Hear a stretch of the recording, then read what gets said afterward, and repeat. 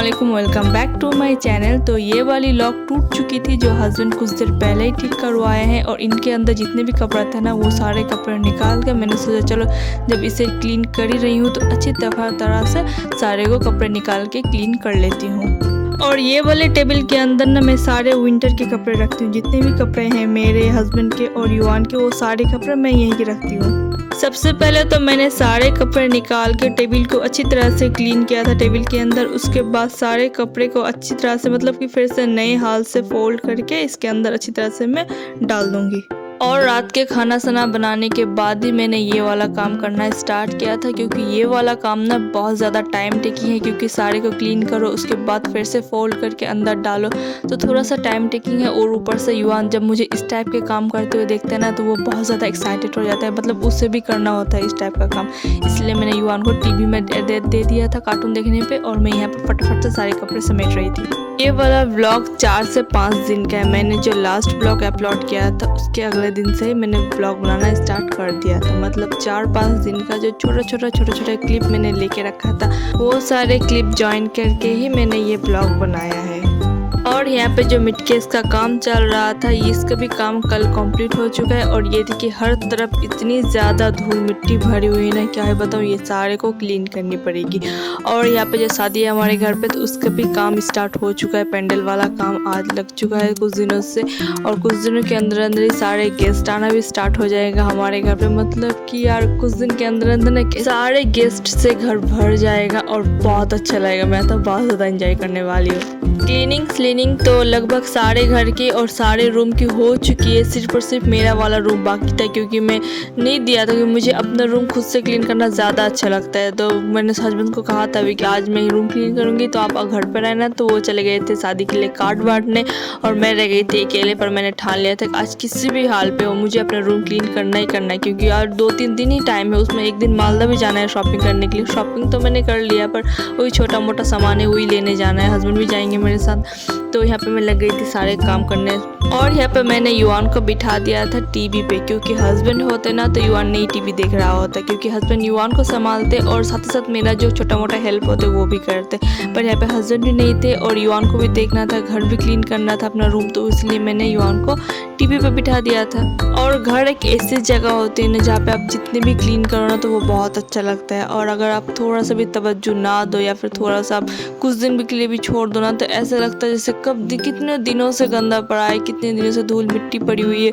ये देखिए कितना सारा फर्नीचर है, ये सारा फर्नीचर में इतना ज़्यादा धूल और मिट्टी पड़ी हुई थी ना, क्या बताऊँ। मैंने अम्मी के घर जाने से पहले मैंने हल्के हाथों से सारे को एक दफ़ा क्लीन कर गई थी, पर वही 10-15 दिन रहने के बाद वापस जब मैं आई ना तो यहाँ पे फिर से दोबारा जैसे सही हाल था, इसलिए मैंने फिर से सारे को दोबारा से क्लीन किया।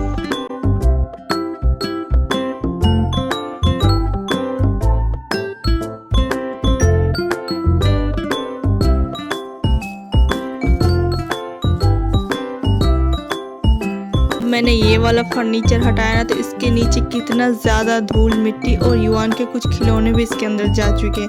मैं सच कहूँ तो साल में 2 से 3 दफ़ा इस तरह से सारे फर्नीचर को हटा के अच्छी तरह से नीचे भी डीप क्लीन करती हूँ, क्योंकि हर रोज़ नहीं हो पाता, क्योंकि ये बहुत ज़्यादा भारी होता है और हेवी लोड का होता है। और मेरे लिए ये मुश्किल है कि सारा को एक तरफ से निकाल के और क्लीन करना। हस्बैंड रहते हैं ना तो वो सारे हटा देते हैं वहाँ से और मैं क्लीन कर लेती हूँ। हस्बैंड भी नहीं थे आज तो मेरे लिए बहुत ज़्यादा टफ हो गया था आज का दिन। ये था जी नेक्स्ट मॉर्निंग और ये सुबह का टाइम था। और आजकल वेदर इतना ज़्यादा अच्छा है कि क्या ही बताऊँ, मतलब कि गर्मी तो बिल्कुल भी नहीं लगती, बहुत कम गर्मी लगती है सिर्फ दोपहर के टाइम पे, मतलब कि 12-1 बजे की तरफ थोड़ी गर्मी लगती है, पसीना तो बिल्कुल भी नहीं आता। और थोड़ी शाम और सुबह के टाइम पे ना थोड़ी ठंड लगती है, मतलब ये वाला मौसम ना मेरा बहुत ज़्यादा अच्छा लगता है, मुझे बहुत फेवरेट है ये वाला मौसम। और यहाँ पे मेरी सासू माँ कुछ नारियल कटवा रही थी, क्योंकि कल हमारे घर से हमारे रिलेटिव्स के घर कुछ नाश्ता जाएगा। और मैंने जो कुछ दिनों पहले फ्लावर्स के बीज बोए थे ना उनसे प्लांट निकालना स्टार्ट हो चुका है और मैं देख के इतना ज़्यादा हैप्पी होना क्या ही बोलूँ। और आज हमें जाना है मालदा, तो ये करीब सुबह का टाइम था, आई थिंक 10 बजे के करीब टाइम था और 12 बजे के करीब मुझे हमें मालदा निकलना था। तो हम लोग फटाफट से सारा काम समेट के निकल गए थे मालदा के लिए। और युवान को मैं तो अम्मी के घर छोड़ के आई सबसे पहले। इस दफ़ा मालदा हम लोग बाइक पे गए थे क्योंकि मेरा बहुत ज़्यादा मन था बाइक पे मालदा जाने का, और हस्बैंड ने कहा कि चलो अब आपका इतना ज़्यादा मन है तो मैं ले चलता हूँ। तो हम दोनों निकल गए थे बाइक पे मालदा, और युवान को मैं तो अम्मी के घर छोड़ के गई थी। तो हम मालदा पे ज़्यादा कुछ काम था नहीं, सिर्फ छोटा मोटा काम था। तो और इस दफ़ा मालदा पे ना ज़्यादा रश नहीं था क्योंकि पूजे के कुछ दिनों बाद ही हम लोग मालदा आ गए थे ना, तो बहुत ज़्यादा मतलब कि बहुत ज़्यादा शांत लग रहा था मुझे मालदा ऐसे भी। और हस्बैंड को स्लीपर लेने थे तो हम लोग आ गए थे श्रीलेदर्स, क्योंकि मुझे आई थिंक मुझे पर्सनल ओपिनियन बोलो तो मुझे श्रीलेदर्स की चप्पल लेना बहुत ज़्यादा पसंद है। कुछ भी बोलो, बच्चे की बोलो बड़े की बोलो, मुझे बहुत ज़्यादा पसंद है। तो यहाँ पे मैं हस्बैंड को एक एक करके सारे स्लीपर्स दिखा रही थी, और उसे जो पसंद आई थी वो उसकी साइज़ में नहीं थी, तो वो उन्हें फिर दूसरा स्लीपर नहीं पसंद आया, तो वो चले गए थे बेल्ट लेने के लिए बेल्ट के सेक्शन पे।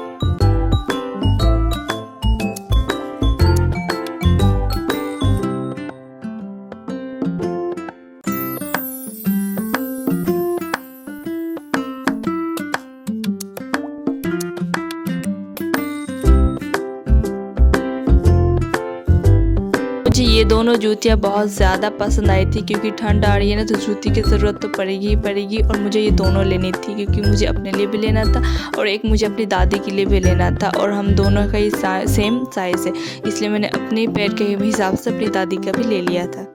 15-20 दिन पहले मैंने जो टेलर को कपड़े दिए थे वो सारे कपड़े मुझे उठाने थे टेलर के पास से, और हस्बैंड ने भी कुछ कपड़े दिए थे टेलर को, उन्हें अपने कपड़े भी उठाने थे और हस्बैंड के 1-2 कपड़े और लेने थे।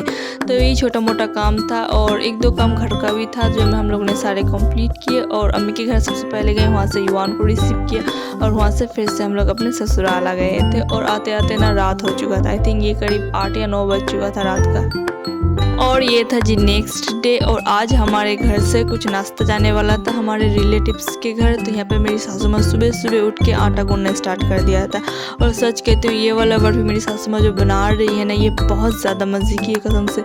मतलब कि यार मुझे खाई ना, इसके बाद खाने के बाद मुझे तो मज़ा आ गया था, और मेरे दूसरे कामों में लग गई थी ना, तो यहाँ पर मेरी सासू माँ ने आटा गूंदना भी स्टार्ट कर दिया था। मुझे अगर सच कहूँ तो मुझे पता ना कि वो इस टाइम पर आटा गूंदने वाली है, तो मैं ज़रूर खड़ी रह के सारे इंग्रेडिएंट्स देखती कि वो क्या क्या इंग्रेडिएंट्स आटे पे डाल रही थी। उनके हाथों पे प्रॉब्लम है ना, वो आटा नहीं गूंद सकती, इसलिए वो आटा गूंदने के टाइम पे मुझे बुला रही थी कि स्नेहा आके ज़रा आटा गूंद देना। तो यहाँ पे मैं आ गई थी आटा गूंदने पर सच के तो एक बार निगाह मेरे घर पे कंप्लीट हो जाए तो मैं ज़रूर आपको इस टाइप की बर्फ़ी की रेसिपी दूँगी। तो बस जी इसकी रेसिपी अभी तो आपको मिलने से रही, तो सिर्फ बस देखें और इन्जॉय करें। और यहाँ पे मेरा आटा गूंदना भी हो चुका था। यहाँ पे मैं और मेरी सासू माँ बैठ गए थे यहाँ पे बर्फ़ी को शेप देने के लिए। यहाँ पे सिर्फ 2 ही चीज़ों का ध्यान रखना है। एक तो बर्फ़ी के शेप आप जैसे भी मन करे आप वैसा दे दो, पर ये कहीं से भी मोटा नहीं रखना चाहिए। मतलब सारा शेप ना सारा हर तरफ से ये इक्वल प्रेस करना है, एक पॉइंट। और दूसरा पॉइंट कि बर्फ़ी जब आप शेप दो ना तो ये कहीं से भी फटे ना। ये 2 ही पॉइंट आपको याद रखना है। और शेप आप अपने मर्जी के हिसाब से करना। अगर आपको राउंड पसंद है राउंड दो, स्क्वायर पसंद है स्क्वायर दो, ट्रायंगल पसंद है तो ट्रायंगल दो, आपके ऊपर डिपेंड करता है। और यहाँ पे मैं और मेरी सासू माँ बैठ के सारे आटे को बर्फ़ी के शेप में ला रहे थे। और जब थोड़ा सा आटा बर्फ़ी के शेप में ला दिया था तो उस टाइम पे मैं चली गई थी फ्राई करने के लिए, क्योंकि एक तरफ से बनता जाएगा और एक तरफ से फ्राई होगा ना तो जल्दी जल्दी काम होगा। मीडियम टू हाई फ्लेम में इसे गोल्डन ब्राउन होने तक फ्राई करना है। सबसे पहले तो मीडियम फ्लेम पे 5 मिनट तक के लिए छोड़ देना ताकि ये अंदर से पक जाए। और ये इसमें बेकिंग पाउडर दिया हुआ है ना, तो फ्राई करते वक्त ये थोड़ा सा फूलता है और खाने पे तो बहुत ज़बरदस्त लगता है, क्या ही बोलूँ। और हाई फ्लेम में इसे आप गोल्डन ब्राउन कर लेना और इसे निकाल लेना। और इसके अलावा भी हमें और बहुत कुछ बनाना है, इसलिए हम लोगों ने फटाफट से काम स्टार्ट करके रखा था।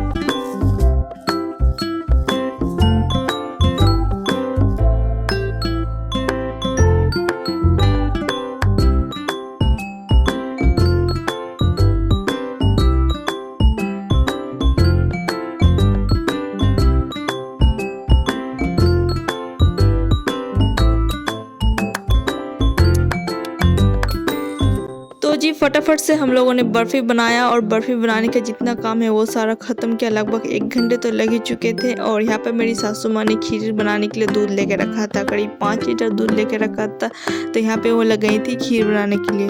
मेरी सासू माँ ने खीर बहुत ज़्यादा अच्छे और बहुत ज़्यादा मज़े का बनाती है। तो यहाँ पे मैं खीर की भी प्रॉपर रेसिपी नहीं दिखा पाई, मतलब मैंने सिर्फ ऊपर जितना मुझसे हो सका ना मैं उतना ही कर पाई। एक चूल्हे पे नाश्ते के जितने भी खाना साना था वो सारा पक रहा था, और दूसरे चूल्हे पे ब्रेकफास्ट और लंच पक रहा था।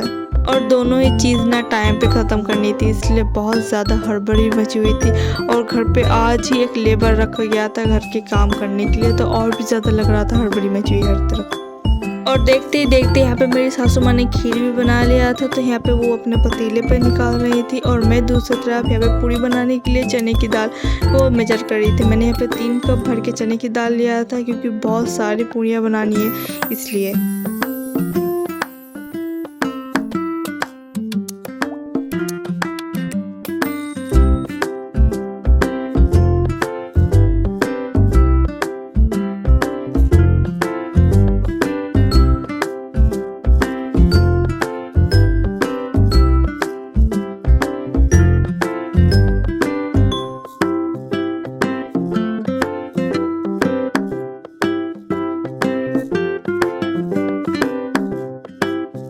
और यहाँ पर ये देखिए पैंडल का भी काम बहुत ज़ोरों शोरों से स्टार्ट हो चुका है। मतलब हर तरफ मुझे लग रहा था कि हड़बड़ी मची हुई है। यहाँ पे किचन का काम या घर पे लेपर चल रहा था और बाहर पैंडल चल रहा था। मतलब इतना ज़्यादा हड़बड़ी मचा हुआ था ना। और दाल बॉईल करते वक्त मैंने इसे अदरक और लहसुन दोनों ही साबुत काट के ऐड कर दिया था, ताकि पीसते वक्त ना ये सारा ही पिस जाएगा और अदरक लहसुन का जितना भी कच्चापन है वो सारा दूर हो जाएगा। चूल्हे पे दाल चढ़ाने के बाद मैं और भाभी चले गए थे छत पे, क्योंकि कुछ दिनों से ना उतनी अच्छी धूप नहीं निकल रही थी और आज बहुत अच्छी धूप निकल रही थी। तो कपड़े बहुत सारे रखे हुए थे जिसे धूप में डालने थे, तो हम दोनों चले गए थे छत कब सारे कपड़े को धूप में डालने के लिए। और ये देखिए कितना ब्यूटीफुल लग रहा है ना नज़ारा। धूप तो आज बहुत तेज़ था और सच कहूँ तो धूप जब छत पे थी ना उस टाइम पे बहुत तेज़ लग रहा था, और जब नीचे आती हूँ काम करने पे जैसे डाइनिंग पे कहाँ घूमती हूँ तो उतना धूप नहीं फील होता। और यहाँ पे ये देखिए हमारे आंगन में भी पैंडल बनाने का काम स्टार्ट हो चुका है बहुत ज़ोरों शोरों से। छत पे कपड़े डालने के बाद डायरेक्ट तो भाभी चली गई थी नीचे, क्योंकि बहुत तेज़ धूप लग रही थी और मुझे यहाँ वहाँ का क्लिप लेना था, इसलिए मैं थोड़ी देर रुक के फटाफट से सारे क्लिप लेने के बाद मैं भी भाग भाग के जल्दी नीचे आ गई थी। तो जी यहाँ पे मैं अपना ब्लॉग एंड करती हूँ। मिलती है आपसे नेक्स्ट ब्लॉग में, और नेक्स्ट ब्लॉग में तो आपको सारा शादी का ही मिलेगा, क्योंकि अब 2 ही दिन बाकी है एक शादी में और गेस्ट आने पे। तो जी यहाँ तक इतने, मिलते हैं आपसे नेक्स्ट ब्लॉग में, तब तक के लिए अल्लाह हाफिज़।